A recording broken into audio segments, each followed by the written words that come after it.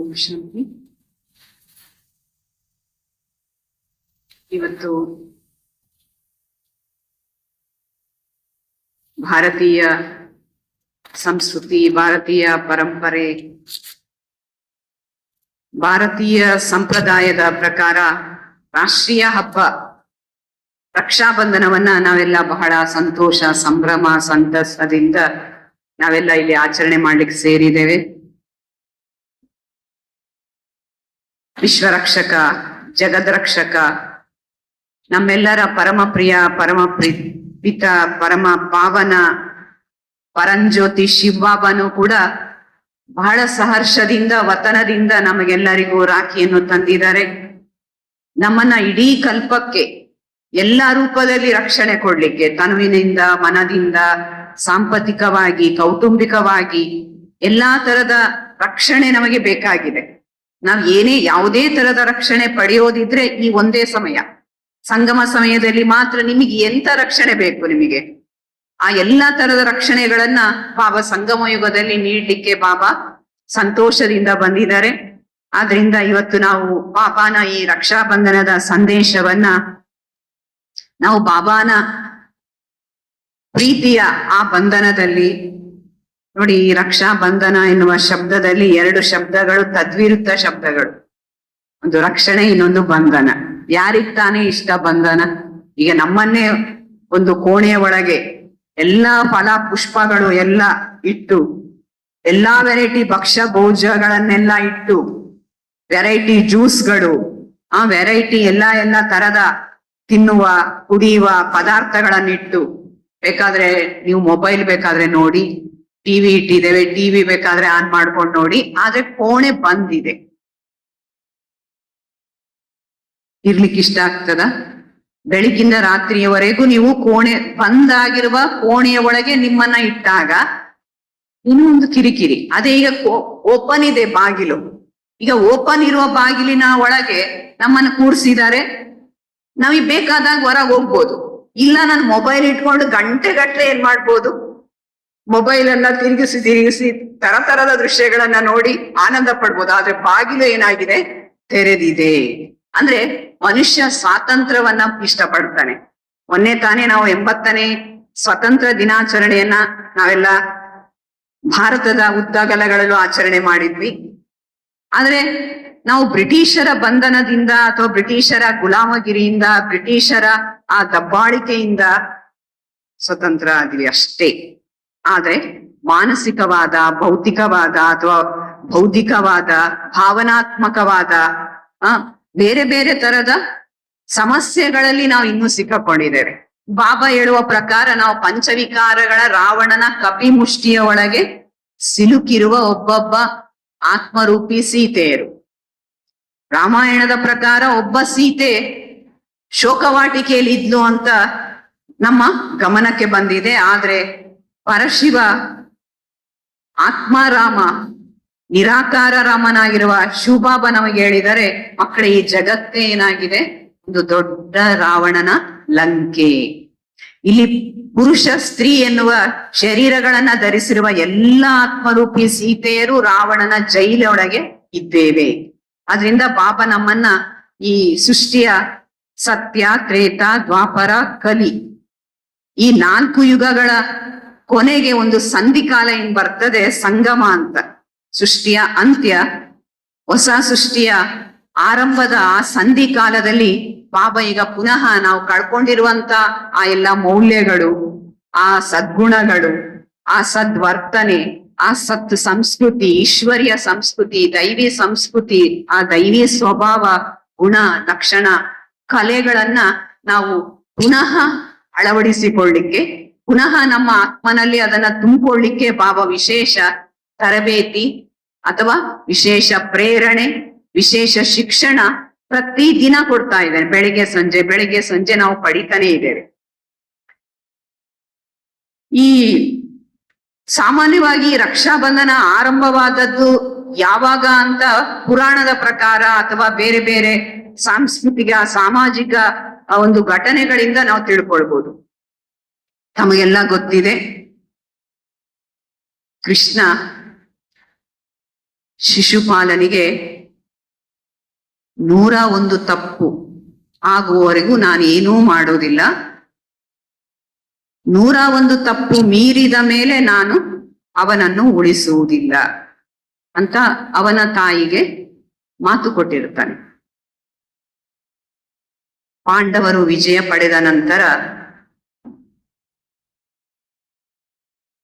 ಅಶ್ವಮೇಧ ಯಾಗವನ್ನ ಮಾಡಿ ಶ್ರೀಕೃಷ್ಣನಿಗೆ ಪ್ರಥಮ ಸ್ಥಾನವನ್ನ ಕೊಟ್ಟದ್ದು ಶಿಶುಪಾಲನಿಗೆ ಈರ್ಷ್ಯೆ ಉಂಟು ಮಾಡಿತು. ಹೊಟ್ಟೆ ಉರಿ ಶುರುವಾಯಿತು ಅವನಿಗೆ. ಅವನು ಅವಾಚ್ಯ ಶಬ್ದಗಳಿಂದ ಕೃಷ್ಣನನ್ನ ಬೈಲಿಕ್ ಶುರು ಮಾಡ್ದ. ಕೃಷ್ಣ ಏನೂ ಮರು ಮಾತಾಡದೆ ಸುಮ್ಮನೆ ಮುಗುಳ್ನಗ್ತಾ ಕೂತ್ಕೊಂಡಿದ್ದ. 101 ತಪ್ಪಾದ ಮೇಲೆ ಅವನ ಕೈಯಲ್ಲಿರುವ ಚಕ್ರ ಸೀದಾ ಅವನ ಕೊರಳನ್ನ ಕತ್ತರಿಸಿ ಮತ್ತೆ ವಾಪಸ್ ಏನಾಯ್ತು, ಇವನ ಬೆರಳಿನ ಮೇಲೆ ಮತ್ತೆ ಬಂದು ಕೂತ್ಕೊಳ್ತು. ಆಗ ಸ್ವಲ್ಪ ರಕ್ತ ಚಿಮ್ಮಿ ರಕ್ತ ಸ್ರಾವವಾಗ್ಲಿಕ್ಕೆ ಶುರುವಾಯಿತು. ಸಭೆಯಲ್ಲಿ ತುಂಬಿದವರೆಲ್ಲ ಶಿಶುಪಾಲನ ರುಂಡ ಮುಂಡ ಬೇರ್ಪಟ್ಟದ್ದು ನೋಡಿ ಒಂದು ಕಡೆ ಭಯ, ಇನ್ನೊಂದು ಕಡೆ ಅಚ್ಚರಿಯಿಂದ ಅದರಲ್ಲಿ ಅವರು ಮುಳುಗಿರುವಾಗ ಕೃಷ್ಣನ ಕೈಗೆ ಚಕ್ರ ತಾಗಿ ರಕ್ತ ಸುರಿಯುವುದು ಯಾರ ಗಮನಕ್ಕೂ ಬರಲಿಲ್ಲ. ದ್ರೌಪದಿ ಅದನ್ನ ಗಮನಿಸಿದ್ದು. ತಕ್ಷಣ ಅವಳು ತಡ ಮಾಡದೆ ಏನ್ ಮಾಡಿದ್ದು, ತನ್ನ ಬಹಳ ಬೆಲೆ ಬಾಳುವ ಸೀರೆಯ ಅಂಚನ್ನ ಅರಿದು ಕೃಷ್ಣನ ಬೆರಳಿಗೆ ಕಟ್ಟಿದ್ಲು. ಆಗ ಕೃಷ್ಣ ನಗ್ತಾ ಹೇಳ್ತಾನೆ, ನಿನ್ನ ಈ ಚಿಂದಿಯ ನೂಲಿನ ಋಣ ನನ್ನ ಮೇಲೆ ಬಂದಿದೆ, ಸೂಕ್ತ ಸಮಯದಲ್ಲಿ ನಾನಿದನ್ನ ನಿನಗೆ ರಿಟರ್ನ್ ಮಾಡ್ತೇನೆ. ದ್ರೌಪದಿಯ ವಸ್ತ್ರಾಪರಣ ಆಗುವಾಗ ದ್ರೌಪದಿಗೆ ಸಿಕ್ಕ ಸೀರೆಗಳು ಎಷ್ಟು,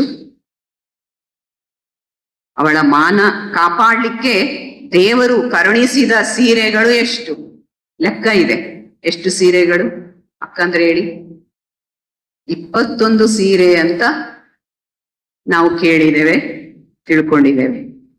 ಅಂದ್ರೆ ಒಂದು ಚಿಂದಿ ನಾವು ಕೊಟ್ಟರೆ ಭಗವಂತ ನಮಗೆ 21 ಜನ್ಮಗಳವರೆಗೂ ಏನ್ ಮಾಡ್ತಾನೆ, ಎಲ್ಲ ರೂಪದಲ್ಲಿ ಸಮೃದ್ಧ, ಸಂತಸ, ಸಂತೋಷ, ಆರೋಗ್ಯ, ಭಾಗ್ಯವನ್ನ ಕರುಣಿಸ್ತಾನೆ ಎನ್ನುವಂತ ಒಂದು, ಇದು ಕೂಡ ರಕ್ಷಾಬಂಧನವೇ. ರಾಖಿಯ ಇನ್ನೊಂದು ಅರ್ಥ ಬೇರೆ ಬೇರೆ, ಈಗ ಪೌರಾಣಿಕ ಅಥವಾ ಈ ಇನ್ನೊಂದು ಕತೆ ಬರ್ತದೆ.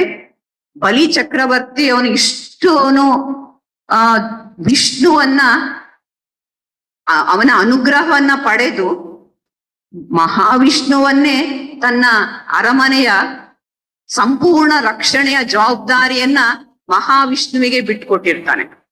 ಮಹಾವಿಷ್ಣು ವೈಕುಂಠವನ್ನ ಬಿಟ್ಟು ಬಲಿ ಚಕ್ರವರ್ತಿಯ ಅರಮನೆಯನ್ನ ಜೋಪಾನ ಮಾಡುವ ಗೃಹ ಮಂತ್ರಿಯಾಗಿ ಅಥವಾ ಸೆಕ್ಯೂರಿಟಿ ಆಗಿ ಅವನು ಸೇವೆ ಮಾಡ್ತಾ ಇರೋದು ನೋಡಿ ಲಕ್ಷ್ಮಿಗೆ ಬಹಳ ಕರುಣೆ ಬರ್ತದೆ. ಯಾಕೆಂದ್ರೆ ಮಹಾವಿಷ್ಣು ಯಾರು, ಒಬ್ಬ ಅರಮನೆಯನ್ನ ಕಾರೋಬಾರು ಮಾಡುವಂತ ಒಬ್ಬ ಸಾಮಾನ್ಯ ಮನುಷ್ಯನಿಗೆ. ಆಗ ಲಕ್ಷ್ಮೀ ದೇವಿ ಏನ್ ಮಾಡ್ತಾಳೆ, ಬಲಿ ಚಕ್ರವರ್ತಿಗೆ ರಾಖಿಯನ್ನ ಕಟ್ತಾಳೆ. ಆಗ ಕೇಳ್ತಾನೆ, ಅಮ್ಮ ನಿನಗೆ ಏನ್ ಬೇಕು? ಏಕೆಂದ್ರೆ ಯಾರೇ ಆಯ್ತು ಒಮ್ಮೆ ರಾಖಿ ಕಟ್ಟಿಸ್ಕೊಂಡ್ಮೇಲೆ ತಿರುಗಿ ಏನಾದ್ರೂ ಕೊಡುವ ಸಂಪ್ರದಾಯ, ಅದು ವಸ್ತುಗಳ ರೂಪದಲ್ಲಿರ್ಬೋದು ಅಥವಾ ಸಂಪತ್ತಿನ ರೂಪದಲ್ಲಿರ್ಬೋದು ಅಥವಾ ಯಾವ್ದಾದ್ರೂ ಒಂದು ಆಶ್ವಾಸನೆ ಆಗಿರ್ಬೋದು ಅಥವಾ ಒಂದು ವಾಗ್ದಾನ ಆಗಿರ್ಬೋದು. ಆಗ ಲಕ್ಷ್ಮೀ ದೇವಿ ಹೇಳ್ತಾಳೆ, ಅಣ್ಣ ನನಗೆ ನೆಮ್ಮದಿ ಇಲ್ಲ. ಕಾರಣ ಕೇಳ್ತಾನೆ, ನೀವು ಮಹಾಲಕ್ಷ್ಮಿ, ನೆಮ್ಮದಿ ಇಲ್ಲ ಅಂತ ಹೇಳ್ತಾ ಇದ್ದೀರಿ, ಏನು ವಿಷಯ ಅಂತ ಕೇಳಿದಾಗ ಆಗ ಲಕ್ಷ್ಮಿ ವಿಸ್ತಾರವಾಗಿ ಹೇಳ್ತಾಳೆ, ವೈಕುಂಠದಲ್ಲಿ ಮಹಾವಿಷ್ಣು ಇಲ್ಲ ಅಂದ್ಮೇಲೆ ನನಗೆ ಎಲ್ಲಿಯ ನೆಮ್ಮದಿ? ಅದನ್ನ ಅರ್ಥ ಮಾಡಿಕೊಂಡ ಬಲಿ ಚಕ್ರವರ್ತಿ ಏನ್ ಮಾಡ್ತಾನೆ, ಆಯ್ತು ನಾನು ನಿನ್ನ ಪತಿಯನ್ನ ಮರಳಿ ಕಳಿಸ್ತೇನೆ ಅಂತ ಬಲಿ ಚಕ್ರವರ್ತಿ, ಅದು ರಕ್ಷಾಬಂಧನದ ಒಂದು ಮಹತ್ವ ಅಂತಾನು ಆ ಪೌರಾಣಿಕ ರೂಪದಲ್ಲಿ ಮಹಿಮೆ ಮಾಡಲ್ಪಟ್ಟಿದೆ. ಮತ್ತು ಇನ್ನು ನಾವೆಲ್ಲ ಸಮಾಜ ಪಠ್ಯ ಪುಸ್ತಕಗಳಲ್ಲೂ ಕೂಡ ಓದಿದ್ದೇವೆ. ಅನೇಕ ರಾಣಿಯರು ಮೊಘಲ್ ರಾಜರುಗಳಿಗೆ ರಾಖಿಯನ್ನ ಕಳಿಸಿ ಅಣ್ಣನನ್ನಾಗಿ ಮಾಡಿಕೊಂಡು ರಕ್ಷಣೆಯನ್ನ ಪಡೆದಂತ ಅನೇಕ ಘಟನೆಗಳು ಕೂಡ ಜರುಗಿದವೆ. ಇಂಥ ಒಂದು ಮಹತ್ವಪೂರ್ಣವಾದ, ಅಂದ್ರೆ ಈಗ ರಾಖಿ ಅಂದ್ರೆ ಒಂದು ನೂಲು. ಈಗ ನೋಡಿ, ನಮ್ಮ ಗಾಡಿ ಯಾವುದೇ ರೂಪದ ಅಪಘಾತಗಳ ಆಗ್ಬಾರ್ದು ಅಂತೇಳಿಯೂ ಕೂಡ ಗಾಡಿ ರಕ್ಷಣೆಗೂ ನೂಲು ಕಟ್ಟುವ ಒಂದು ಸಂಪ್ರದಾಯ. ಆಮೇಲೆ ಗ್ರಹ ದೋಷಗಳನ್ನ ನಿವಾರಣೆ ಮಾಡ್ಲಿಕ್ಕೂ ಮನೆಗಳಿಗೂ ಏನ್ ಮಾಡ್ತಾರೆ, ನೂಲು ಕಟ್ಟುವ ಸಂಪ್ರದಾಯ. ಇನ್ನು ಮನೆಯಲ್ಲಿ ಯಾರಿಗಾದ್ರೂ ಆರಾಮಿಲ್ಲ, ಸುಖ ಇಲ್ಲ ಅಂದಾಗ್ಲೂ ತಾಯಿತ ಅಥವಾ ನೂಲನ್ನ ಕಟ್ಟಿ ಅವರು ಆರೋಗ್ಯವನ್ನು ಪಡೆಯುವಂತದನ್ನ ನಾವು ನೋಡ್ತಾ ಇದ್ದೇವೆ. ಅಂದ್ರೆ ಅದೇ ನೂಲನ್ನ ನಾವು ಅಂಗಡಿಯಿಂದ ತಂದು ನಾವೇ ನೇರವಾಗಿ ಕಟ್ಟಿದ್ರೆ ಅದು ಫಲಭೂತವಾಗ್ತದ? ಇಲ್ಲ. ಅದನ್ನ ಮಂತ್ರಿಸಿದಾಗ ಆ ನೂಲಿಗೇನಾಗ್ತದೆ, ಶಕ್ತಿ ಬರ್ತದೆ. ಅಂದ್ರೆ ಮಂತ್ರ ಅಂದ್ರೇನು? ಸಂಕಲ್ಪ. ಅದನ್ನೇ ಬಾಬಾ ನಮಗೆ ಶ್ರೇಷ್ಠ ಸಂಕಲ್ಪ ಮಾಡಿ, ಪವಿತ್ರ ಸಂಕಲ್ಪ ಅಥವಾ ಶುದ್ಧ ಸಂಕಲ್ಪ, ಸಕಾರಾತ್ಮಕ ಸಂಕಲ್ಪ, ಅದನ್ನೇ ಬಾಬಾ ಹಿಂದಿಯಲ್ಲಿ ಶುಭ ಭಾವನ, ಶುಭ ಕಾಮನ, ಮನ್ಸಾ ಸೇವಾ ಅಂತ ಹೇಳಿದ್ದಾರೆ ಬಾಬಾ. ಅಂದ್ರೆ ಎಲ್ಲರ ಬಗ್ಗೆ ನಾವು ಶುಭ ಸಂಕಲ್ಪ ಮಾಡುವುದ್ರಿಂದ ನಾವು ಸೇಫ್ ಆಗಿರ್ತೇವೆ. ನಮ್ಮ ಸುರಕ್ಷತೆಗೆ ನಾವು ಇಡೀ ವಿಶ್ವದ ಆತ್ಮಗಳಿಗೆ ಸುಖವನ್ನ ನೀಡುವಂತ, ವಿಶ್ವದ ಎಲ್ಲ ಆತ್ಮಗಳು ಸುಖವಾಗಿರಲಿ, ನೆಮ್ಮದಿಯಿಂದ ಇರಲಿ, ಆರೋಗ್ಯವಾಗಿರಲಿ. ಆಗ ನಮಗೆ ಎಲ್ಲರ ಬಗ್ಗೆ ಸಮಾನ ದೃಷ್ಟಿ ಬರ್ತದೆ.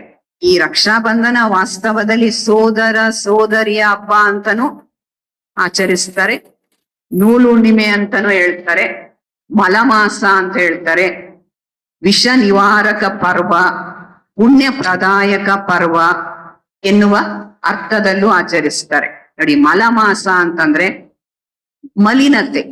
ಅಂದ್ರೆ ಇಲ್ಲಿ ಮಲ ಅಂದ್ರೆ ಅರ್ಥ ಆತ್ಮದೊಳಗಿರುವಂತ 63 ಜನ್ಮಗಳ ಮಾಲಿನ್ಯತೆ, ಪಾಪಕರ್ಮಗಳ ಕೊಳಕು. ಅದನ್ನ ಬಾಬಾ ತುಕ್ಕು ಅಂತಾನು ಹೇಳ್ತಾರೆ. ನಾವೆಲ್ಲ ಆತ್ಮಗಳು ಚೊಕ್ಕ ಚಿನ್ನ ಆಗಿದ್ದವರು, ರಿಯಲ್ ಗೋಲ್ಡ್ ಆಗಿದ್ದವರು, ಈಗೇನಾಗಿದ್ದೇವೆ, ರೋಲ್ಡ್ ಗೋಲ್ಡ್ ಆಗಿದ್ದೇವೆ. ಈಗ ಪುನಃ ನಾವು ರಿಯಲ್ ಗೋಲ್ಡ್ ಆಗ್ಬೇಕು ಅಂದ್ರೆ ನಮ್ಮ ಆತ್ಮದಲ್ಲಿರುವ ಎಲ್ಲಾ ತುಕ್ಕು ಹೋಗ್ಬೇಕು. ಅದಕ್ಕೆ ಮಲಮಾಸ ಅಂದ್ರೆ ನಮ್ಮಲ್ಲಿರುವ ಆ ಮಾಲಿನ್ಯತೆಯನ್ನ ದೂರ ಮಾಡ್ಲಿಕ್ಕೆ ಭಗವಂತ ಬಂದು ನಮಗೆ ರಕ್ಷೆಯನ್ನ ಕಟ್ಟಿ ಹೇಳ್ತಾನೆ, ಪವಿತ್ರ ಬನೋ ಯೋಗಿ ಬನೋ. ಪವಿತ್ರರಾಗಿ ಯೋಗಿಯಾಗಿ, ಸ್ವಯಂ ನಾವಷ್ಟೇ ಪವಿತ್ರ ಆಗುವುದೆಲ್ಲ, ಅನ್ಯರನ್ನು ಪವಿತ್ರ ಮಾಡುವಂತ ವಿಶೇಷ ಪ್ರೇರಣೆ ನಾವು ಕೊಡುವಂತವರಾಗ್ಬೇಕು ಅಂತ. ಇನ್ನು ವಿಷ ನಿವಾರಕ ಪರ್ವ. ವಿಷ ಅಂತಂದ್ರೆ ವಿಷಯ ವಿಕಾರಗಳು. ಜೈ ಜಗದೀಶ ಹರೇ ಸ್ವಾಮಿ, ಜೈ ಜಗದೀಶ ಹರೇ ಎನ್ನುವಂತ ಆ ಪ್ರಾರ್ಥನೆಯಲ್ಲಿ ವಿಷಯ ವಿಕಾರ ಮಿಟಾವೋ ಪ್ರಭು ಅಂತ ಒಂದು ವಾಕ್ಯ ಬರ್ತದೆ. ಅಂದ್ರೆ ಪ್ರತಿಯೊಬ್ಬ ಮಾನವನಲ್ಲಿರುವಂತ ವಿಷಯ ವಿಕಾರಗಳೆನ್ನುವ ಪಂಚ ವಿಕಾರಗಳಿಂದ ನಮ್ಮನ್ನ ದೂರ ಮಾಡುವವನು ಆ ನೀಲಕಂಠ, ವಿಷಕಂಠ, ನಂಜೇಶ್ವರ ಅಥವಾ ನಂಜುಂಡೇಶ್ವರ ಎನ್ನುವ ಮಹಿಮೆಯನ್ನ ಪಡೆದಂತ ಆ ಶಿವಬಾಬನೇ ಆಗಿದ್ದಾರೆ. ಇನ್ನು ಪುಣ್ಯ ಪ್ರದಾಯಕ ಪರ್ವ. ನಮ್ಮಲ್ಲಿರುವಂತ ಅರಿಷಡ್ ವರ್ಗಗಳು ದೂರ ಆದ್ವು ಅಂದ್ರೆ ನಮ್ಮಿಂದ ಆಟೋಮೆಟಿಕ್ ಆಗುವುದೇ ಶ್ರೇಷ್ಠ ಕರ್ಮಗಳು. ಆ ಶ್ರೇಷ್ಠ ಕರ್ಮಗಳನ್ನೇ ಪುಣ್ಯ ಕರ್ಮಗಳು ಅಂತ ಹೇಳಲಾಗ್ತದೆ. ಆಗ ಆಟೋಮೆಟಿಕ್ ನಾವು ಪುಣ್ಯ ಸಂಪಾದಿಸ್ತೇವೆ, ಪುಣ್ಯಾತ್ಮರಾಗ್ತೇವೆ, ಮಹಾನಾತ್ಮ ದೇವಾತ್ಮರಾಗಿ ನಾಳೆ ಬರುವ ಸತ್ಯಯುಗಕ್ಕೆ ಹೋಗ್ತೇವೆ. ಇನ್ನು ಬಾಬಾ ಇವತ್ತು ನಮಗೆಲ್ಲರಿಗೂ ಪವಿತ್ರ ರಕ್ಷಾ ಬಂಧನ ಕಟ್ಲಿಕ್ಕೆ ಬಂದಿದ್ದಾರೆ. ಈಗ ನಾವು ರಾಖಿ ಕಟ್ಟಿಸ್ಕೊಳ್ತೇವೆ ಅಂದ್ಮೇಲೆ ಬಾಬಾನಿಗೆ ಏನಾದ್ರೂ ದಕ್ಷಿಣೆ ಕೊಡ್ಬೇಕು. ತಂದಿದ್ದೀರಲ್ಲ ಎಲ್ಲರೂ? ದಕ್ಷಿಣೆ ಕೊಡ್ಲಿಕ್ಕೆ ಬಾಬಾನಿಗೆ ತಂದಿದ್ದೀರಾ? ನೋಡಿದ್ರೆ ಏನು ತಂದ ಹಾಗೆ ಕಾಣ್ತಾ ಇಲ್ಲ. ಬರಿಗೈಲಿ ನೀವು ಬಂದಂತೆ ತೋರ್ತಾ ಇದೆ. ಅಂದ್ರೆ ಬಾಬಾನಿಗೆ ಇಲ್ಲಿ ಯಾವುದೇ ಸ್ಥೂಲವಾದ ಯಾವುದೇ ವಸ್ತು ಕಾಣಿಕೆ ನಾವು ಅರ್ಪಣೆ ಮಾಡುವ ಅಗತ್ಯ ಇಲ್ಲ, ಬಾಬಾನಿಗೆ ಅದು ಬೇಡವೂ ಇಲ್ಲ, ಬೇಕಾಗಿಯೂ ಇಲ್ಲ. ಹೇಳ್ತಾರಲ್ಲ, ನಾವು ದೇವರಿಗೆ ಕೊಡುವಷ್ಟು ದೊಡ್ಡವರೂ ಅಲ್ಲ, ದೇವರಿಗೆ ಕೊಡುವಷ್ಟು ಶ್ರೀಮಂತರು ಅಲ್ಲ. ಇಡೀ ಜಗತ್ತಿಗೆ ಕೊಡುವವನೇ ಯಾರು?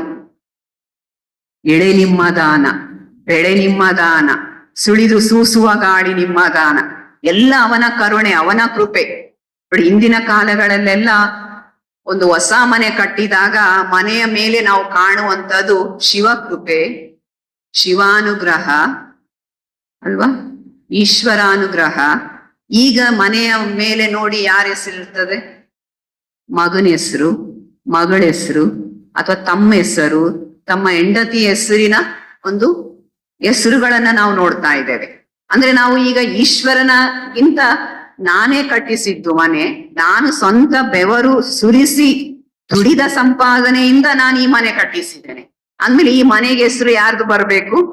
ನಂದೇ ಬರ್ಬೇಕು, ಅಥವಾ ನನ್ನ ಮಗಳದು ಬರ್ಬೇಕು ಅಂತೇಳಿ ನಾವು ಹೆಸರಿಡುವುದನ್ನ ನಾವು ನೋಡ್ತಾ ಇದ್ದೇವೆ. ಆದ್ರೆ ಹಿಂದಿನ ಕಾಲದವರು ಆಧ್ಯಾತ್ಮಿಕತೆಯ ತಳಹದಿಯಲ್ಲಿ ಅವರು ಜೀವನವನ್ನ ನಡೆಸ್ತಾ ಇರೋದು ನಮ್ಮ ಅಜ್ಜ ಮುತ್ತಾಜರ ಅವರ ಕಾಲದಲ್ಲಿ ನಾವು ಕಾಣ್ಬೋದು.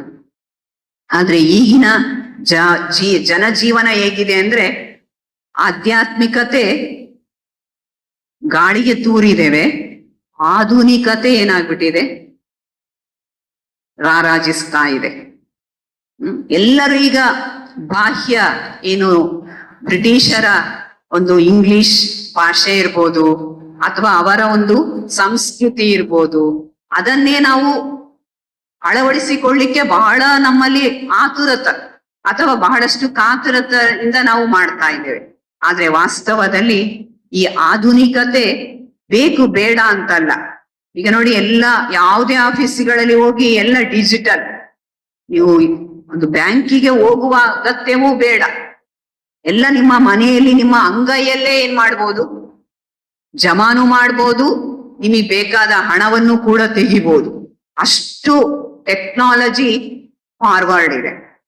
ಆದ್ರೆ ಅಷ್ಟೇ ಮೌಲ್ಯಗಳೇನಾಗಿದ್ದಾವೆ? ಅಧಪತನಗೊಂಡಿದ್ದಾವೆ. ಅದಕ್ಕೆ ಈಗ ಬಾಬಾ ಒಂದು ಕಾಲದಲ್ಲಿ ನಮ್ಮೆಲ್ಲರನ್ನ ಸರ್ವಗುಣ ಸಂಪನ್ನ, ಸರ್ವಶಕ್ತಿ ಸಂಪನ್ನ, ಸರ್ವಕಲಾ ಸಂಪನ್ನ, ಸರ್ವ ಗುಣ ಸಂಪನ್ನ ರೂಪದಲ್ಲಿ ನೋಡಿದವನು ಬಾಬಾ ನಮ್ಮೆಲ್ಲರನ್ನ. ಈಗ ಬಾಬಾ ಬಂದು ನೋಡುವಾಗ ನಾವು ಹೇಗ್ ಕಾಣ್ತಾ ಇದ್ದೇವೆ? ಗುಣಹೀನ, ಕಲಾಹೀನ. ಸಂಪತ್ತಂತೂ ಇದೆ, ಆ ಸಂಪತ್ತಿನಿಂದ ಇನ್ನೂ ಒತ್ತಡ ಜಾಸ್ತಿ ಆಗ್ತಾ ಇದೆ. ಆ ಸಂಪತ್ತು ಹಣದ ಹಿಂದೆ. ಅದಕ್ಕೆ ದಾದೀಜಿಯವರು ಯಾವಾಗ್ಲೂ ಈ ಜಗತ್ತು ಯಾವ ಕಡೆ ಸಾಕ್ತಾ ಇದೆ ಅಂದ್ರೆ, ಒಂದು ರೂಪ, ಇನ್ನೊಂದು ರೂಪಾಯ. ಒಂದು ರೂಪದ ಹಿಂದೆ ಬೆನ್ನತ್ತಿದೆ. ಅದಕ್ಕೆ ನೋಡಿ, ಜಗತ್ತಲ್ಲೆಲ್ಲ ಅತ್ಯಾಚಾರ, ಅನಾಚಾರ, ಕಾಮ, ಕ್ರೋಧ, ಲೋಭ, ಮೋಹಗಳ ಆರ್ಭಟ ಎಲ್ಲೆಲ್ಲೂ ನಡೀತಾ ಇದೆ. ಇನ್ನೊಂದು ರೂಪಾಯಿ, ಅವುಗಳ ಹಿಂದೆ ಬಿದ್ದಿದೆ. ಅದಕ್ಕೆ ಒಂದು ಚಮಡಿ, ಇನ್ನೊಂದು ಯಾವುದು? ದಮಡಿ. ಚಮಡಿ ಅಂದ್ರೆ ರೂಪ, ದಮಡಿ ಅಂದ್ರೆ ಪೈಸಾ. ಅದರ ಹಿಂದೆ ಬಿದ್ದಿದೆ. ನಾವು ಈಗ ಒಂದು ರೂಪದಲ್ಲಿ ಅದರ ಹಿಂದೆ ಬಿದ್ದವರು. ಹೇಗೆ ಹೇಳ್ತೀರಾ? ಹೌದಾ? ನಾವು ಪುನಃ ಲಕ್ಷ್ಮೀನಾರಾಯಣರಂತ ರೂಪವಂತರಾಗಲು ನಾವು ಕೂಡ ಏನ್ ಮಾಡ್ತಾ ಇದ್ದೇವೆ? ಈ ಬ್ಯೂಟಿ ಪಾರ್ಲರ್ಗೆ ಬಂದಿದ್ದೇವೆ. ಬಾಬಾ ನಮ್ಮನ್ನ ದಿನಾ ಏನ್ ಮಾಡ್ತಾ ಇದ್ದಾರೆ? ಈ ಬ್ಯೂಟಿ ಪಾರ್ಲರ್ ಅಲ್ಲಿ ಶೃಂಗರಿಸ್ತಾ ಇದ್ದಾರೆ. ಮೊದಲು ಬಾಬಾ ಹೇಳುವ ಶಬ್ದ ಏನು? ಬಚ್ಚೆ ಸದಾ ಖುಷ್ ರಹೋ. ಏಕೆಂದ್ರೆ ಬಾಬಾ ಕಮ್ ಖರ್ಚಾ ಬಾಲನಶೀನ್ ಮಾಡೋನು ನಮ್ಮೆಲ್ಲರನ್ನ. ಈ ಒಂದು ಬ್ಯೂಟಿ ಪಾರ್ಲರ್ಗೆ ಹೋಗಿ ಹೊರಗಡೆ ಬರುವಾಗ ಎಷ್ಟೋ ಹಣವನ್ನ ನಾವು ಅವರಿಗೆ ಕೊಟ್ಟು ಬಂದಿರ್ತೇವೆ. ಆದ್ರೆ ಈ ಬ್ಯೂಟಿ ಪಾರ್ಲರ್ಗೆ ಬಂದು ನಾವು ಹೊರಗೆ ಹೋಗುವಾಗ ಖುಷಿಯಲ್ಲಿ ಹೋಗ್ತೇವೆ. ಒಂದು ನಯಾ ಪೈಸೆ ಖರ್ಚಿಲ್ಲದೆ ನಾವು ಸೌಂದರ್ಯವನ್ನ ಪಡ್ಕೊಂಡು ಹೋಗ್ತೇವೆ. ಯಾಕೆಂದ್ರೆ ಖುಷಿ ಅಂತ ಕಾಸ್ಮೆಟಿಕ್ ಜಗತ್ತಲ್ಲಿ ಯಾವುದೂ ಇಲ್ಲ. ಅದಕ್ಕೇನು ಪೈಸಾ ಕೊಡ್ಬೇಕಾಗಿಲ್ಲ, ಅದು ನಮ್ಮ ಒಳಗೆ ಇದೆ, ನಮ್ಮ ಆತ್ಮನಲ್ಲೇ ಇದೆ. ಆದ್ರಿಂದ ಒಂದು ಸಣ್ಣ ಮುಗುಳ್ನಗೆ, ಒಂದು ಖುಷಿ, ಅದು ನಮ್ಮ ಮುಖದ ಸೌಂದರ್ಯವನ್ನ ಏನ್ ಮಾಡ್ತದೆ? ದುಪ್ಪಟ್ಟು, 3 ಪಟ್ಟು, 4 ಪಟ್ಟು ಹೆಚ್ಚಿಸ್ತದೆ. ಈ ರೀತಿಯಲ್ಲಿ ಬಾಬಾ ನಮ್ಮನ್ನ ಸದಾ ಹರ್ಷಿತ, ಸದಾ ಸುಂದರ, ಸದಾ ಸ್ವರೂಪಿಗಳನ್ನಾಗಿ ಮಾಡ್ಲಿಕ್ಕೆ ಬಂದಿದ್ದಾರೆ. ಇನ್ನು ಹಣ ಅಂತಂದ್ರೆ ನಾವು ಸ್ಥೂಲ ಕಣ್ಣಿಗೆ ಕಾಣುವ ಹಣವನ್ನ ದುಡಿಮೆ ಮಾಡ್ಕೊಳ್ಳಿಕ್ಕೆ ನಾವಿಲ್ಲಿ ಪುರುಷಾರ್ಥ ಮಾಡ್ತಾ ಇಲ್ಲ. ಸತ್ಯ ಸಂಪಾದನೆ ನಮ್ ಜೊತೆಗ್ ಬರ್ಬೇಕದು. ನಾವು ಶರೀರ ಬಿಟ್ರು ನಾವು ದುಡಿದ ಸಂಪತ್ತು ನಮ್ ಕೈ ಬಿಟ್ಟು ಹೋಗ್ಬಾರ್ದು. ಅಂತ ದುಡಿಮೆಯನ್ನ ಶಿವಬಾಬಾ ನಮ್ಮಿಂದ ಜಮಾ ಮಾಡಿಸ್ತಾ ಇದ್ದಾರೆ. ನಾವು ಜನ್ಮ ಜನ್ಮಗಳಿಗಾಗಿ ನಾವು ಐಶ್ವರ್ಯವಂತರು. ಅದು ನಮ್ಮ ಬಳಿ ಇರುವ ಐಶ್ವರ್ಯದಲ್ಲಿ ಸುಖ ಇದೆ, ಆನಂದ ಇದೆ, ಶಕ್ತಿ ಇದೆ, ಸಂತೋಷ ಇದೆ, ನೆಮ್ಮದಿ ಇದೆ, ಒಂದು ಒಳ್ಳೆ ನಿದ್ದೆನೂ ಇದೆ. ಈ ಜಗತ್ತಲ್ಲಿ ಹೆಚ್ಚು ಹಣ ಸಂಪಾದಿಸಿದವರಿಗೆ ನಿದ್ದೆಯೂ ಬರಲ್ಲ, ಒತ್ತಡ ಹೆಚ್ಚಾಗ್ತಾ ಹೋಗ್ತದೆ. ಆದ್ರೆ ಈ ಸಂಪತ್ತಿನಿಂದ ನಮ್ಮ ಎಲ್ಲಾ ತರದ ಒಂದು ಸುಖ ಸಾಧನಗಳು ನಮಗೆ 21 ಜನ್ಮ ಗ್ಯಾರಂಟಿ. ಅದಕ್ಕೆ ಬಾಬಾ ಗ್ಯಾರಂಟಿ ಕೊಟ್ಟಿದ್ದಾರೆ, ಗಾಡ್ಲಿ ಗ್ಯಾರಂಟಿ. ಇನ್ನು ಹೆಚ್ಚು ಪುರುಷಾರ್ಥ ಮಾಡಿದ್ರೆ ಅದು ಮುಂದಿನ ದ್ವಾಪರ ಯುಗ, ಕಲಿಯುಗದ ಮಧ್ಯದವರೆಗೂ ನಾವು ಏನಾಗ್ಬೋದು, ಸುಖ, ಶಾಂತಿ, ಆನಂದ, ಆರೋಗ್ಯದಿಂದ ಜೀವನ ನಡೆಸ್ಬೋದು. ಬಾಬಾ ಹೇಳಿದಾರಲ್ಲ, ಮಕ್ಕಳೇ ನೀವು 3/4 ಭಾಗ ಸುಖವನ್ನು ಪಡಿತೀರಿ, 1/4 ಭಾಗ ಮಾತ್ರ ದುಃಖ ನಿಮಗೆ. ಅದು ಬಾಬಾ ಹೇಳಿದಂತೆ ನಡ್ಕೊಂಡ್ರೆ ಮಾತ್ರ. ಏನೋ ಒಂದು ಇವತ್ತಿನ ಒಂದು 10-12 ಜನ್ಮಗಳವರೆಗೆ ಮಾತ್ರ ನೀವು ದುಃಖ ಪಡೆದವರು, ಅದರ ಮುಂಚೆ ನೀವು ಬಹಳ ಸುಖವನ್ನ ಉಂಡವರು ಅಂತ ಬಾಬಾ ಅನೇಕ ಮುರಳಿಗಳಲ್ಲಿ ನಮಗೆ ನೆನಪು ಮಾಡಿಸ್ತಿದ್ದಾರೆ. ಆದ್ರಿಂದ ಬಾಬಾನಿಗೆ ನಾವು ಎಷ್ಟು ಧನ್ಯವಾದ ಹೇಳಿದ್ರು ಕಡಿಮೆ. ಹೆಜ್ಜೆ ಹೆಜ್ಜೆಗೂ ನಾವು ಶಿವಬಾಬನಿಗೆ ಥ್ಯಾಂಕ್ಸ್ ಹೇಳ್ತಾ ಇರ್ಬೇಕು. ಇದು ಹೇಳುವಾಗ ನೆನಪಾಗ್ತದೆ ಒಂದು ಕತೆ. ಒಂದು ಕಾಡಲ್ಲಿ ಗಿಡ ಮರಗಳೆಲ್ಲ ಒಣಗಿ ನಿಂತಿದ್ದಾವೆ. ಒಂದು ಸರೋವರ ಅಥವಾ ನೀರು ಹರಿಯುವ ಜಾಗ, ಅಲ್ಲಿ ಒಂದು ಹನಿ ನೀರಿಲ್ಲ. ಅದರ ಸಮೀಪದಲ್ಲಿ ಒಂದು ಪಕ್ಷಿ ದೀನ ಅವಸ್ಥೆಯಲ್ಲಿ ಅದು ಆಕಾಶ ನೋಡ್ತಾ ಕೂತಿದೆ. ಶರೀರ ಎಲ್ಲ ಸಣಕಲಾಗ್ಬಿಟ್ಟಿದೆ, ಅದರ ರೆಕ್ಕೆ ಪುಕ್ಕೆಗಳೆಲ್ಲ ಬಿದ್ದೋಗಿದ್ದಾವೆ. ಆ ಸಮಯದಲ್ಲಿ ಒಬ್ಬ ಏಂಜಲ್ ಪಾಸ್ ಆಗ್ತಾ ಇರ್ತಾನೆ. ಆಗ ಈ ಪಕ್ಷಿ ಕೇಳ್ತದೆ, ಎಲ್ಲಿಗೆ ಹೋಗ್ತಾ ಇದೀಯಾ? ನಾನ್ ದೇವರ ಹತ್ರ ಹೋಗ್ತಾ ಇದ್ದೇನೆ. ಹಾಗಾದ್ರೆ ದೇವರಿಗೆ ನನ್ನ ಈ ಒಂದು ಅವಸ್ಥೆಯನ್ನ ಹೇಳ್ತೀಯಾ? ನನಗೆ ಯಾವಾಗ ಈ ಸ್ಥಿತಿ ಬದಲಾಗ್ತದೆ, ನಾನು ಸುಖವನ್ನ, ಆರೋಗ್ಯವನ್ನ ಹೇಗೆ ಪಡಿತೇನೆ, ಕೇಳ್ಕೊಂಡ್ ಬರ್ತೀರಾ? ಓಕೆ, ನಾನು ಕೇಳ್ಕೊಂಡ್ ಬರ್ತೇನೆ ಅಂತ ಏಂಜಲ್ ದೇವರ ಹತ್ರ ಹೋಗ್ತಾನೆ. ಪಕ್ಷಿಯ ಅವಸ್ಥೆಯನ್ನ ವರ್ಣಿಸಿ ಹೇಳ್ತಾನೆ, ಬಹಳ ದುಃಖ, ಬಹಳ ನೊಂದಿದೆ, ನೀವೇನಾದ್ರೂ ಅದಕ್ಕೆ ಒಂದು ಮೆಸೇಜ್ ಕೊಡಿ. ಆಗ ದೇವ್ರು ಹೇಳ್ತಾನೆ, ಅದು ಇನ್ನೂ 7 ಜನ್ಮಗಳವರೆಗೂ ಇದೇ ಅವಸ್ಥೆಯನ್ನ ಅದು ಅನುಭವಿಸ್ಬೇಕಾಗಿದೆ. ಅಯ್ಯೋ, ನಾನು ಈ ಮೆಸೇಜ್ ಅನ್ನ ಮೊದಲೇ ಅದು ಬಹಳ ದುಃಖದಲ್ಲಿ ನಲುಗಿ ನೊಂದಿದೆ, ಆ ಪಕ್ಷಿಗೆ ಈ ಮೆಸೇಜ್ ಕೊಟ್ರೆ ಅದು ಇನ್ನೂ ದುಃಖಿ ಆಗ್ತದೆ. ನೀವು ಇದನ್ನೇ ಇನ್ನೊಂದು ಅರ್ಥದಲ್ಲಿ ಮೆಸೇಜ್ ಕೊಡ್ತೀರಾ ಅಂದಾಗ ದೇವರು ಆಗ ಆ ಏಂಜಲಿಗೆ ಹೇಳ್ತಾನೆ, ಹಾಗಾದ್ರೆ ನೀನು ಆ ಪಕ್ಷಿಗೆ ಹೋಗಿ ಹೇಳು, ಥ್ಯಾಂಕ್ಸ್ ಟು ಗಾಡ್ ಅಂತ ಹೇಳು ಅಂತ ಈ ಮೆಸೇಜ್ ಕೊಡು. ಖುಷಿ ಆಗ್ತದೆ ಏಂಜಲ್ಗೆ. ಈ ಮೆಸೇಜ್ ಬೇಕಾದ್ರೆ ನಾನು ಕೊಡಬಲ್ಲೆ ಅಂತ ಖುಷಿಯಿಂದ, ನೋಡಪ್ಪ ನಾನ್ ದೇವ್ರ ಹತ್ರ ಹೋಗಿದ್ದೆ, ದೇವರು ನಿನಗೆ ಥ್ಯಾಂಕ್ಸ್ ಟು ಗಾಡ್ ಅಂತ ಹೇಳಿದಾನೆ ಅಂತ ಹೇಳಿ ಏಂಜಲ್ ಹೋಗ್ಬಿಡ್ತಾನೆ. ಆಗ ಪಕ್ಷಿ ಅದನ್ನ ಸ್ವೀಕಾರ ಮಾಡಿ ಖುಷಿಯಲ್ಲಿ ಅದನ್ನ ಒಪ್ಕೊಳ್ತದೆ. ಇದಾದ ಒಂದು 7 ದಿನಗಳಲ್ಲಿ ಪುನಃ ಏಂಜಲ್ ಆ ದಾರಿಯಲ್ಲಿ ಬರುವಾಗ ಅವನು ಕಂಡ ದೃಶ್ಯ ಬಹಳ ಆಶ್ಚರ್ಯ ತರ್ತದೆ. ಯಾಕೆಂದ್ರೆ ಎಲ್ಲ ಗಿಡ ಮರಗಳಲ್ಲಿ ಚಿಗುರು ಬರ್ತಾ ಇರ್ತದೆ, ಅಲ್ಲಿ ನೀರು ಜರಿ ಹರಿತಾ ಇರ್ತದೆ. ಈ ಪಕ್ಷಿ ನೋಡಿದ್ರೆ ನೀರಲ್ಲಿ ಮುಳುಗೋದು ಥ್ಯಾಂಕ್ಸ್ ಟು ಗಾಡ್, ಮುಳುಗೋದು, ನೀರು ಕುಡಿಯೋದು ಥ್ಯಾಂಕ್ಸ್ ಟು ಗಾಡ್ ಅಂತ, ಮತ್ತೆ ಸ್ವಲ್ಪ ದಪ್ಪ ಆಗಿರ್ತದೆ, ದಷ್ಟಪುಷ್ಟವಾಗಿ ರೆಕ್ಕೆ ಪೊಕ್ಕೆಗಳೆಲ್ಲ ಬಂದಿರ್ತವೆ, ಒಳ್ಳೆ ಖುಷಿಯಲ್ಲಿ ಇರ್ತದೆ. ಆಗ ಏಂಜಲಿಗೆ ಅಯ್ಯೋ, ಹಾಗಾದ್ರೆ ದೇವರು ಸುಳ್ಳು ಹೇಳಿದ್ರ? 7 ಜನ್ಮ ಅದು ಅನುಭವಿಸ್ಬೇಕು ಈ ಸ್ಥಿತಿಯನ್ನ ಅಂತ ಹೇಳಿದ್ರಲ್ಲ, ನಾನು ಕೇಳೇ ಬಿಡ್ಬೇಕು ದೇವ್ರ ಹತ್ರ ಹೋಗಿ ಅಂತ ಏಂಜಲು ಶೀಘ್ರವಾಗಿ ದೇವ್ರೆ ನೀವ್ ಹೇಳಿದ್ದು ಸುಳ್ಳಾಯಿತು. ದೇವ್ರು ನಗ್ತಾ ಇರ್ತಾನೆ.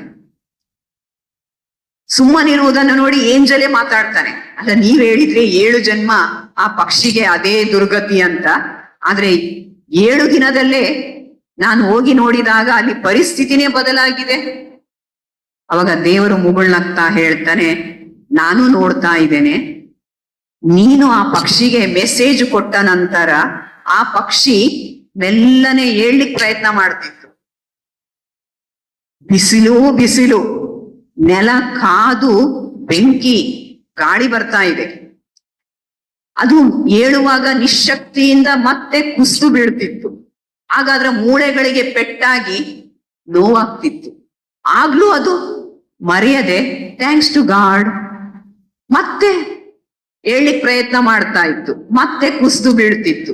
ಆಗ್ಲೂ thanks to God for everything ಅಂತ ಹೀಗೆ 7 ದಿನಗಳವರೆಗೂ ಅದು ಹೇಳ್ತಾ ನನಗೆ ಧನ್ಯವಾದ ಅರ್ಪಿಸಿ 7 ಜನ್ಮಗಳ ಪಾಪಗಳನ್ನ 7 ದಿನದಲ್ಲಿ ಅದು ಕಳ್ಕೊಂಡಿದೆ.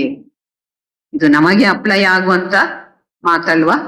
ನಾವು ಬಾಬಾನಿಗೆ ಏನ್ ಮಾಡ್ಬೇಕು? ಪ್ರತಿಯೊಂದಕ್ಕೂ, ಅದು ಸುಖವೇ ಇರಲಿ, ದುಃಖವೇ ಇರಲಿ, ಲಾಭವೇ ಬರಲಿ, ನಷ್ಟವೇ ಆಗ್ಲಿ, ಎಲ್ಲದರಲ್ಲೂ ಏನಿದೆ? ಕಲ್ಯಾಣ ಇದೆ. ಏನಾದ್ರೂ ನಮಗೆ, ಯಾಕೆ ಯುಗವೂ ಕಲ್ಯಾಣಕಾರಿ ಯುಗ, ನಮ್ಮ ತಂದೆಯೂ ಕಲ್ಯಾಣಕಾರಿ, ಯುಗಕ್ಕೆ ಕಲ್ಯಾಣದ ವರ ಸಿಕ್ಕಿದೆ. ನಾವು ಒಬ್ಬೊಬ್ಬರು ಮಾಸ್ಟರ್ ಕಲ್ಯಾಣಕಾರಿಗಳು ಅಂದ್ಮೇಲೆ ನಮಗೇಗೆ ಅಕಲ್ಯಾಣವಾಗಲು ಸಾಧ್ಯ? ಅಕಲ್ಯಾಣವಾದ್ರೂ ಬಾಬಾ ಹೇಳಿದ ಮಾತಿನಂತೆ ನಾವು ಇದ್ರಲ್ಲೂ ಏನೋ ಕಲ್ಯಾಣ ಇದೆ, ಇದ್ರಲ್ಲೂ ಏನೋ ಒಳ್ಳೆಯದಿದೆ ಅಂತ ನಾವು ಸಂಕಲ್ಪ ಮಾಡಿದಾಗ ಕೆಟ್ಟದ್ದು ಏನಾಗ್ಬಿಡ್ತದೆ? ಒಳ್ಳೆಯದಾಗಿ ಬದಲಾಗ್ತದೆ. ಅದು ತಮ್ಮೆಲ್ಲರಿಗೂ ಅನೇಕ ಜೀವನದ ಅನುಭವಗಳಿವೆಲ್ಲ. ನಾನು ಒಂದು ಸಣ್ಣ ಮಾತು ಹೇಳಿದೆ ಅಷ್ಟೇ. ನೀವು ಇಂಥ ಎಷ್ಟೋ ಅನುಭವಗಳನ್ನ, ಬಾಬಾ ಹೆಜ್ಜೆ ಹೆಜ್ಜೆಗೆ ನಮ್ಮನ್ನು ಎಷ್ಟು ಕಾಪಾಡಿದಾನೆ, ಎಷ್ಟು ಸಹಾಯ ಮಾಡಿದಾನೆ, ಎಷ್ಟು ಉಪಕಾರ ಮಾಡಿದಾನೆ. ನಾವು ಮರ್ತೋಗಿರ್ತೇವೆ ಬಾಬಾನನ್ನ, ಆದ್ರೆ ಅವನು ನಮ್ಮನ್ನ ಮರೆಯಲ್ಲ. ನಮ್ಮ ರಕ್ಷಣೆಗೆ ಅವನು ಬೆನ್ನೆಲುಬಾಗಿ ನಿಂತು ಬಿಟ್ಟಿದ್ದಾನೆ. ಅಂತಹ ಒಂದು ಪರಮಾತ್ಮ ನಮಗೆ ಬಂದು ರಾಖಿ ಕಟ್ಟಿ ನಾವು ಕಳ್ಕೊಂಡ ಸ್ವರಾಜ್ಯವನ್ನ ಪುನಃ ನಮಗೆ ಕೊಡುವ ಈ ಒಂದು ನೆನಪಿನ ಅರ್ಥ ಇವತ್ತು ನಾವು ರಕ್ಷಾ ಬಂಧನವನ್ನ ಜಗತ್ತಲ್ಲೂ ಕೂಡ ವರ್ಷಕ್ಕೊಮ್ಮೆ ನೆನಪಿಸಿಕೊಂಡು ಆಚರಣೆ ಮಾಡ್ತಾರೆ. ಆದ್ರೆ ಅವರ ಒಂದು ಅರ್ಥ ಅವರು ಬೇರೆನೆ ತಿಳ್ಕೊಂಡಿದ್ದಾರೆ. ಮೊದಲೆಲ್ಲ ಬ್ರಾಹ್ಮಣರು ಮನೆಗಳಿಗೆ ಹೋಗಿ ಯಜಮಾನರಿಗೆ ರಾಖಿ ಕಟ್ಟಿ ಬರುವ ಸಂಪ್ರದಾಯ ಇತ್ತು. ಆನಂತರ ಅದು ಬದಲಾಗಿ ಸೋದರಿ ತನ್ನ ಸೋದರನಿಗೆ ರಾಖಿ ಕಟ್ಟುವ ಒಂದು ಸಂಪ್ರದಾಯ ಈಗ ಆರಂಭಗೊಂಡಿದೆ. ಹೇಗೆ ಮದರ್ಸ್ ಡೇ, ಫಾದರ್ಸ್ ಡೇ ಅಥವಾ ಇಂಜಿನಿಯರ್ಸ್ ಡೇ, ಜೂರಿಸ್ಟ್ ಡೇ ಹೇಗೆ ಆಚರಣೆ ಮಾಡ್ತಾರೆ, ಹಾಗೆ ರಕ್ಷಾ ಬಂಧನವು ಸಿಸ್ಟರ್ಸ್ ಡೇ ಅಂತನೂ ಇದನ್ನ ನಾವು ಆಚರಿಸ್ಬೋದು. ಏಕೆಂದ್ರೆ ಇದು ವಿಶೇಷವಾಗಿ ಅಂದ್ರೆ ಕೇವಲ ಅಕ್ಕಂದಿರಿಗೆ ಮಾತ್ರ ರಕ್ಷಣೆಯ ಅವಶ್ಯಕತೆ ಇದೆಯಾ? ಅಕ್ಕಂದ್ರಿಗೆ ಮಾತ್ರನಾ? ಅಣ್ಣಂದ್ರೆ ಏನ್ ಹೇಳ್ತೀರಿ? ರಕ್ಷಣೆ ಬೇಕಾಗಿರುವುದು ಸ್ತ್ರೀಯರಿಗೆ ಮಾತ್ರವಾ? ಎಲ್ಲರಿಗೂ. ಯಾಕೆಂದ್ರೆ ಇಲ್ಲಿ ನಾವೆಲ್ಲರೂ ಏನಾಗಿದ್ದೇವೆ? ಶರೀರ ಸ್ತ್ರೀ ಪುರುಷ ಇರ್ಬೋದು, ಶರೀರದಲ್ಲಿ ವ್ಯತ್ಯಾಸ ಇರ್ಬೋದು, ಒಳಗಡೆ ನಾವೆಲ್ಲ ಆತ್ಮಗಳು ಬಹಳ ಬಂಧನಕ್ಕೊಳಗಾಗಿದ್ದೇವೆ, ಶೋಷಣೆಗೆ ಒಳಗಾಗಿದ್ದೇವೆ, ಇನ್ನೊಬ್ಬರ ಅಧೀನದಲ್ಲಿದ್ದೇವೆ, ಗುಲಾಮಗಿರಿಯಲ್ಲಿ ನಾವು ನಡೀತಾ ಇದ್ದೇವೆ. ಯಾವ ಇಂದ್ರಿಯಗಳು ನಮ್ಮ ಮಾತು ಕೇಳ್ತಾ ಇಲ್ಲ. ಇನ್ನು ನಮ್ಮ ಒಳಗಿರುವ ಮನ ಬುದ್ಧಿ ಸಂಸ್ಕಾರಗಳಂತೂ ನಮ್ಮ ಮಾತೇ ಕೇಳಲ್ಲ. ಎಲ್ಲದಕ್ಕೂ ನಾವು ಗುಲಾಮರಾಗಿದ್ದೇವೆ. ಈಗ ಮತ್ತೆ ವಾಪಸ್ ನಮ್ಮನ್ನ ಏನ್ ಮಾಡ್ತಿದ್ದಾರೆ? ರಾಜ ಮಾಡ್ಲಿಕ್ಕೆ, ನಮ್ಮನ್ನ ಅಧಿಕಾರಿ ಮಾಡ್ಲಿಕ್ಕೆ ಪ್ರಾಚೀನ ರಾಜಯೋಗವನ್ನ ಪುನಃ 5000 ವರ್ಷಗಳ ಹಿಂದಿನಂತೆ ಕಲಿಸ್ಲಿಕ್ಕೆ ಬಂದಿದ್ದಾರೆ ಬಾಬಾ. ನಾವು ರಾಜ ಆಗ್ಬೇಕೀಗ. ಬಾಬಾ ಅದಕ್ಕೆ ನಮ್ಮನ್ನ ನಾವಿನ್ನೂ ರಾಜ ಆಗೇ ಇಲ್ಲ. ಆದ್ರೂ ಬಾಬಾ ನಮಗೆ ಒಂದು ಅವಾರ್ಡ್ ಕೊಟ್ಬಿಟ್ಟಿದ್ದಾರೆ. ಯಾವ ಅವಾರ್ಡ್? ಸ್ವರಾಜ್ಯ ಅಧಿಕಾರಿ. ಎಷ್ಟು ಸಮಾನ ಕೊಟ್ಟಿದ್ದಾನೆ ಬಾಬಾ. ಜಗತ್ತಿನಲ್ಲೆಲ್ಲ ಅವರು ಸಾಧನೆ ಮಾಡಿದ ನಂತರ ಅವರಿಗೆ ಏನ್ ಸಿಗ್ತದೆ? ಅವಾರ್ಡ್ ಅಲ್ವಾ?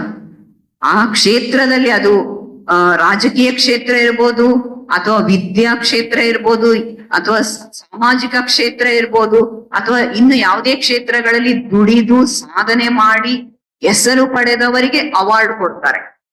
ಆದ್ರೆ ಸಂಗಮ ಯುಗದಲ್ಲಿ ಬಾಬಾ ಇನ್ನು ಅಡ್ವಾನ್ಸ್ ನಮಗೇನ್ ಮಾಡ್ತಾರೆ, ನಾವು ಮೀಟಾ ಇಲ್ಲೇ ಇಲ್ಲ, ಮೀಟಾ ಇದೆವಾ? ಆದ್ರೆ ಬಾಬಾ ನಮಗೆ ದಿನಾ ಕರೆಯೋದೇನಂತ, ಮೀಟೆ ಬಚ್ಚೆ. ಆರಂಭದಲ್ಲಿ ಮೀಟೆ ಬಚ್ಚೆ ಅಂತ ಕರೆದು ಕೊನೆಗೆ ಏನ್ ಹೇಳ್ತಾರೆ, ಮೀಟೆ ಮೀಟೆ ಬಚ್ಚೆ ಅಂದ್ಬಿಡ್ತಾನೆ.